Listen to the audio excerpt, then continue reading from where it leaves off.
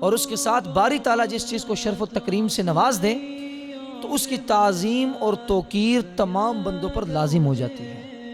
عزیزان محترم، ماہ محرم المبارک اوقات میں سے جنہیں اللہ تعالیٰ نے خصوصی توقیر اور عظمت اور عزت عطا فرمائی ہے،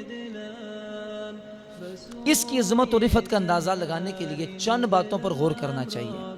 نمبر ایک، قرآن حکیم نے 4 مہینوں کو عزت والا اور حرمت والا قرار دیا ہے۔ ماہ محرم الحرام بھی ان 4 مہینوں میں سے ایک ہے، اس لیے محرم کے ساتھ لفظ الحرام یہ استعمال ہوتا ہے۔ کسی بھی مہینے کے ساتھ جب الحرام کا آ جائے تو آپ سمجھ جائیں کہ یہ عزت والا ہے اور حرمت اور تکریم والا ہے۔ پیارے اور محترم سامعین مکرم، دوسری بات ہے، رسول کریم علیہ السلام نے اس ماہ مبارک کو اس کی عزت اور حرمت کو ظاہر فرمانے کے لیے آپ شہر اللہ کا نام عطا فرمایا، یعنی اللہ کا مہینہ۔ ماہ سعید کے ایام ان دنوں میں سے ہیں کہ جن کو اللہ پاک نے ایام اللہ کہہ کر پکارا ہے۔